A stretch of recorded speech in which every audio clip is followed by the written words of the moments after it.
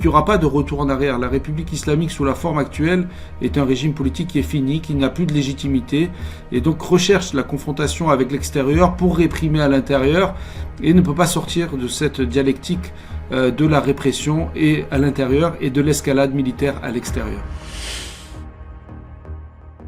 La République islamique d'Iran est dans une impasse depuis plusieurs années finalement, depuis l'échec de l'accord sur le nucléaire de 2015, puisqu'il n'a pas été possible de régler le problème, si vous voulez, entre l'Iran et la communauté internationale en se focalisant uniquement sur la question nucléaire. Donc la volonté de ne pas négocier sur les autres sujets a mis le pays dans une impasse économique, sécuritaire, militaire aujourd'hui, politique intérieure, parce que la réforme n'est pas possible non plus sur le plan interne.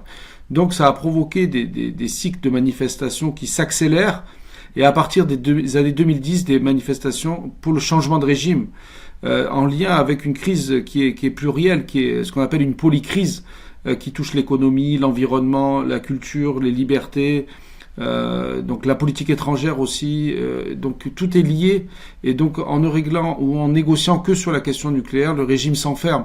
Donc depuis la guerre du mois de juin, si on inclut la première tentative qui était au printemps 2025, au moment où la guerre a été déclenchée, les États-Unis ont tenté à 3 reprises de conclure un accord avec la République islamique, et à chaque fois ça a échoué parce que la proposition a été rejetée au printemps et ça a conduit à la guerre des 12 jours. Ensuite, c'était dans le contexte de rétablissement des sanctions des Nations Unies, le snapback, fin septembre 2025, et là aussi ça a échoué. Et la troisième tentative, c'est maintenant avec la réunion qui est prévue à Oman, mais toujours pareil, avec quels paramètres de négociation, est-ce qu'on négocie au-delà du nucléaire?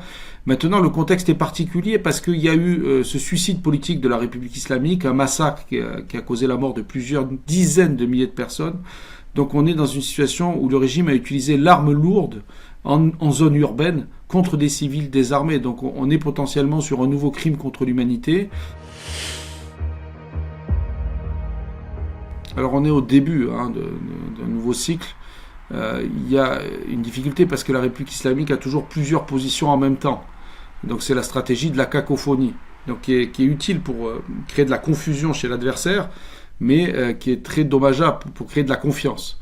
Et donc ça, c'est tout le problème, avec notamment la possibilité d'un transfert du stock d'uranium enrichi à 60%, les 440 kilos d'uranium qui ne sont pas localisés par l'Agence internationale de l'énergie atomique depuis la guerre du mois de juin 2025.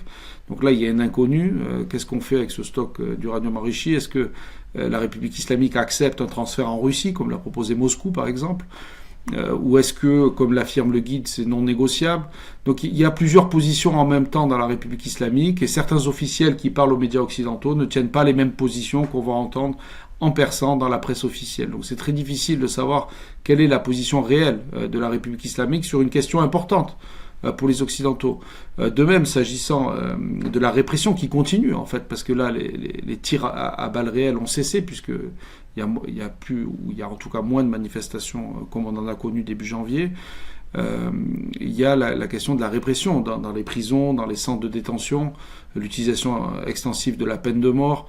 Donc dans quelle mesure les États-Unis, Marco Rubio dit que ça fait partie de la négociation. Donc on va voir aussi côté américain une clarification. William Burns a expliqué dans ses mémoires que l'Iran était trop intransigeant pour qu'on puisse avoir un dialogue constructif et fructueux avec la République islamique d'Iran, et en même temps trop important pour qu'on l'ignore. Mais en même temps, à l'époque, il disait que l'option militaire était trop risquée, et le président Trump a brisé ce tabou avec les frappes américaines contre la République islamique d'Iran et ses installations nucléaires au mois de juin 2025.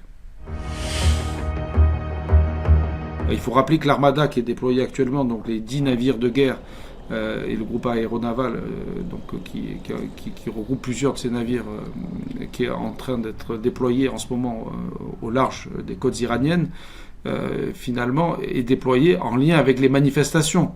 Donc on voit vraiment que la crise est importante, mais que là, on est plus dans la gestion des conséquences d'une possible action militaire. L'élimination du guide, une frappe ciblée, des frappes massives. Donc, Israël a une position plutôt favorable à des frappes massives.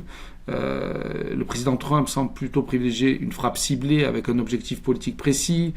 Donc, il y a des attentes différentes aussi par rapport à l'utilisation de l'option militaire.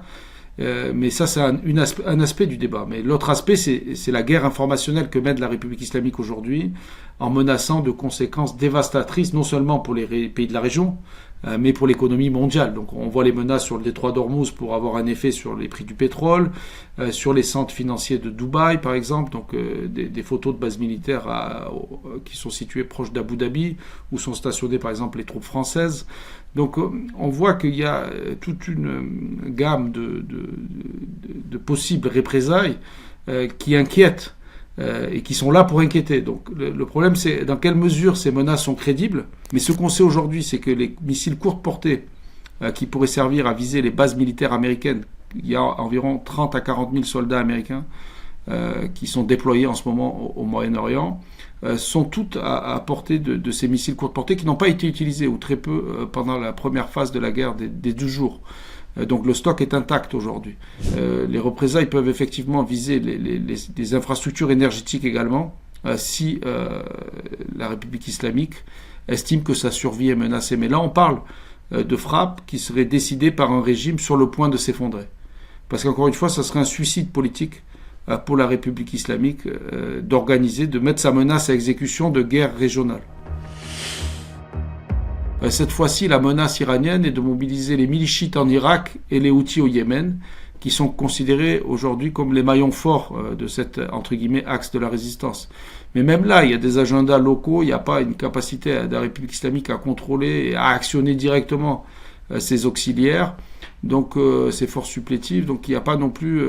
il y a des menaces qui sont là à dessein, c'est-à-dire pour... créer une inquiétude côté américain.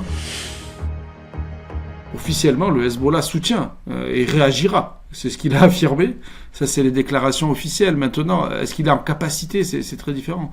Est-ce que le contexte libanais interne lui donne cette marge de manœuvre ? C'est une autre question. Et est-ce qu'aussi le Hezbollah ne fait jamais rien qui va à l'encontre des intérêts de la République islamique, mais il n'est pas non plus un pion que la République islamique peut commander en quelques minutes ou en quelques heures. Donc la décision sera prise aussi au niveau libanais. Mais dans tous les cas, s'il y a une escalade militaire américaine, le centre, si vous voulez, du conflit ne sera pas au Levant, il sera dans le Golfe Persique cette fois-ci. Du point de vue du mouvement populaire, le fait que le président Trump soutienne le mouvement populaire, c'est un encouragement par rapport à ce qu'a fait le président Obama en 2009, qui n'avait pas soutenu le mouvement vert, ou Joe Biden, qui avait pris très peu de risques lors du mouvement Femmes, Vie, Liberté. Donc on est clairement en rupture, avec notamment Marco Rubio, qui est une figure assez particulière dans l'administration américaine, puisqu'il est cubain d'origine, et qui connaît bien cette question des changements de régime et des régimes idéologiques. Donc il y a une intelligence de l'administration Trump par rapport à ce qui est en train de se passer à l'intérieur du pays. En même temps, il y a la volonté d'éviter une guerre sans fin. Donc comment obtenir un objectif politique avec une mobilisation militaire limitée ? C'est pourquoi la focalisation se focalise sur la figure du guide suprême, Ali Khamenei, et sa possible élimination qui déclencherait un choc et une crise interne à l'appareil de sécurité, puisque leur loyauté va directement à cette figure du guide suprême, qui est le commandant en chef des armées, et donc son élimination sera un coup très dur et un encouragement pour les manifestants. Maintenant, si les opérations militaires échouent, cela pourrait accentuer encore la répression. Donc c'est vrai qu'il y a des calculs militaires, il y a une réflexion qui est faite actuellement au sein de l'administration Trump pour préparer une possible action militaire sans précipitation, parce que il y a des enjeux qui sont importants à la fois pour l'avenir de l'Iran, mais aussi pour la sécurité régionale.